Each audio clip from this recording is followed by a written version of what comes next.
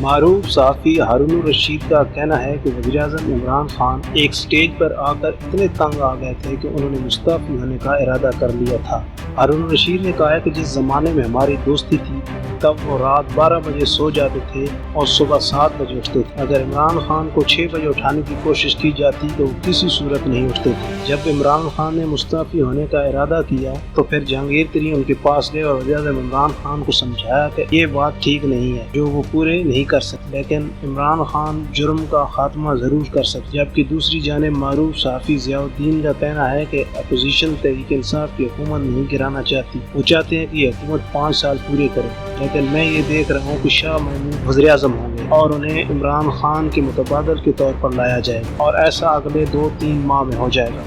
کیونکہ انہوں نے ملک کا جو حال کر دیا اس میں شاہ محمود قریشی وہ شخص ہیں جنہیں کام کرنے کا تجربہ ہے۔ انہوں نے فنانس سمیت مختلف شعبوں میں کام کیا ہوا، جس پر تبصرہ کرتے ہوئے محمد مالک کا کہنا تھا کہ عمران خان ایسا بندہ ہے اس کو اب کوئی ہٹائے گا تو وہ سب کو لے کے جائے گا، وہ نہیں جانے والا بندہ اور نہ ہو جائے گا۔ عمران خان کسی کے کہنے پر گھر نہیں جائے گا۔ P T I Imran Khan کے بغیر نہیں چل سکتی، جس پر ضیاء الدین نے کہا کہ عمران خان 2 ہفتے قبل اپنا استعفیٰ بھی پیش کر چکے تھے۔